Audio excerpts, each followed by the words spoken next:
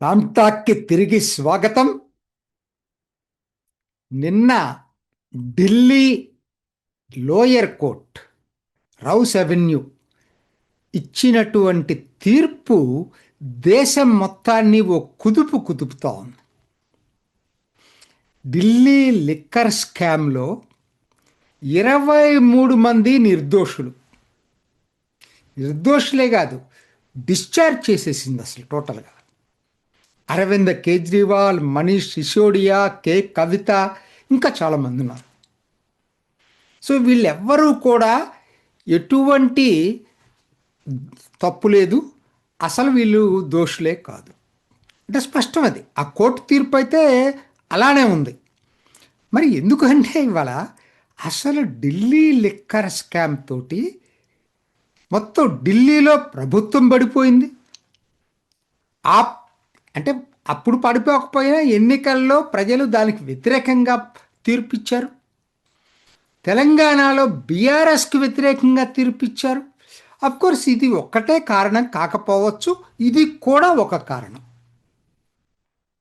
మరి ఏం జరగబోతుంది ఇప్పుడు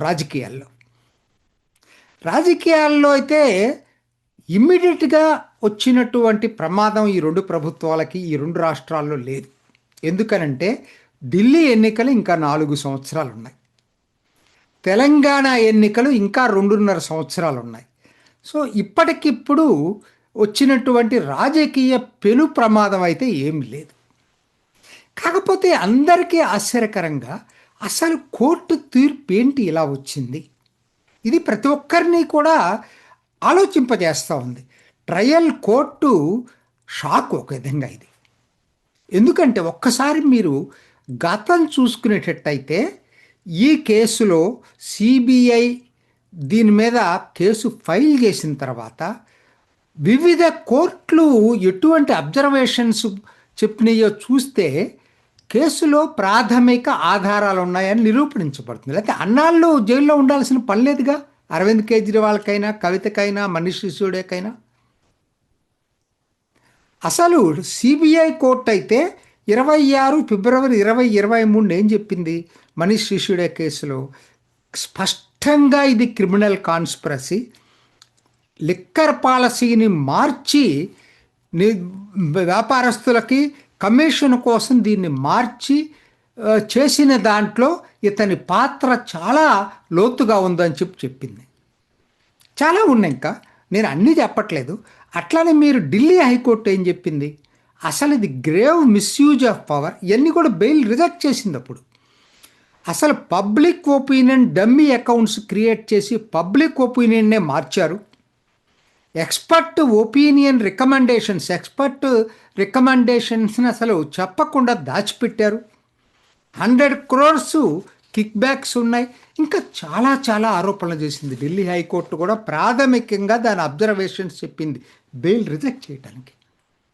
ఈవెన్ సుప్రీంకోర్టు ఎప్పుడు 30/10/2023 సుప్రీంకోర్టు కూడా ఆల్మోస్ట్ ఇదే చెప్పింది, బెయిల్ నిరాకరిస్తూ 338 కోట్ల రూపాయల ట్రాన్స్ఫర్స్ ఎస్టాబ్లిష్ అని చెప్పింది. మరి ఎక్కడ పోతాయి ఇవన్నీ కూడా? వీళ్ళందరూ కూడా మరి రాజ్యాంగబద్ధ సంస్థలే. సిఏజీ ఇంకొకటి, కంట్రోలర్ అండ్ ఆడిటర్ జనరల్ ఏం చెప్పింది తెలుసా, దీనివల్ల 2002 కోట్ల రెవెన్యూ లాస్ వచ్చింది ఢిల్లీ ప్రభుత్వానికని చెప్పింది. మరి ఏమైపోయిందండి ఇదంతా కోర్టులో? మరి అంటే ఒకటి చెప్పండి, అసలు లిక్కర్ పాలసీ కరెక్ట్గా ఉంటే మరి లిక్కర్ పాలసీల తర్వాత అదే ఆ ప్రభుత్వం ఎందుకు మార్చుకుంది? ఇది అందరూ అడుగుతున్నారు ప్రశ్న.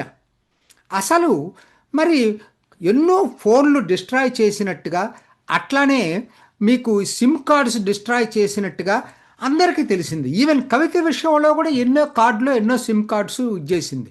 అరవింద్ కేజ్రీవాల్ చేసిన పని అదే, మనీష్ సిసోడియా చేసిన పని అదే, చాలామంది.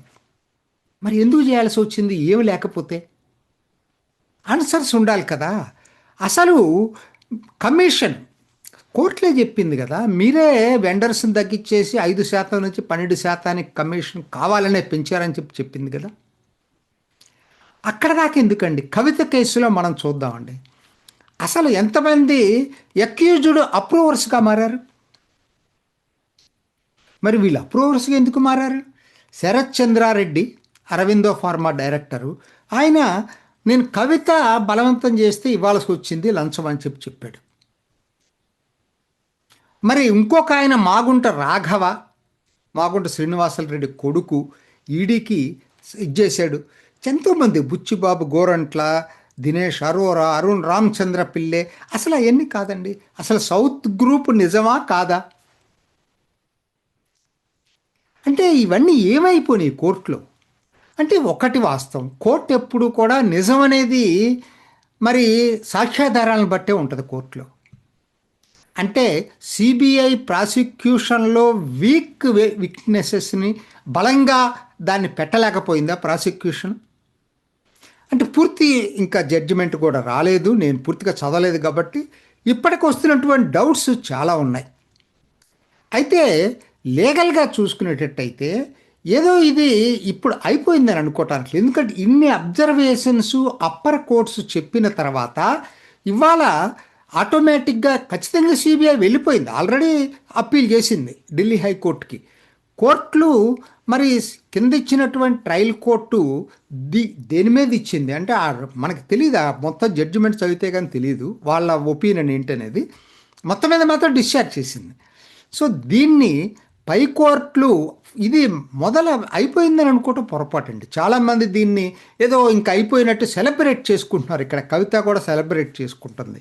నా దృష్టిలో ఏంటంటే కేసు ఇప్పుడే మొదలైంది, అసలు కథ ఇంకా ముందు ఉంది. హైకోర్టులో సిబిఐ పెట్టే వాదనలు ఎలా ఉండబోతున్నాయి, ఒకవేళ హైకోర్టులో రాకపోయినా మళ్ళీ సుప్రీంకోర్టుకు కూడా వెళ్తారు. సో అప్పుడే ఇది కాలేదు, ఇప్పుడే మొదలయ్యింది. ఇది అంతం కాదు, ఫైనల్ తీర్పు కాదు. అయితే ఒకటి మాత్రం నిజం, తాత్కాలికంగానైనా ఇది అరవింద్ కేజ్రీవాల్కు మంచి మొరల్ బూస్టింగ్. ఎందుకంటే త్వరలో మళ్ళీ పంజాబ్ ఎలక్షన్లు ఎప్పుడో వస్తాయి అనుకుంటాను, టైం ఉందనుకోండి 1 year అయినా.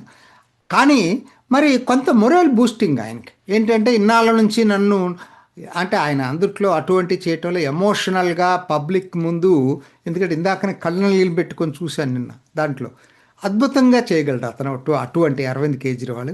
మరి అదే ఏం చెప్తామండి, శేష్ మహల్ నిజం కాదా అక్కడ కట్టింది? ఆయన చెప్పింది ఏంటి, చేసింది ఏంటి? సో చాలా ఉన్నాయి. కాకపోతే ఈ దీంట్లో తాత్కాలికంగా మాత్రం అది మొరల్ బూస్టింగ్గానే పనిచేస్తుంది. చూడాల్సింది ఏంటంటే ఇది తాత్కాలికమా శాశ్వతమా, కాలమే తీర్పు చెప్పబోతుంది. ఇది ఈనాటి రామ్ టాక్.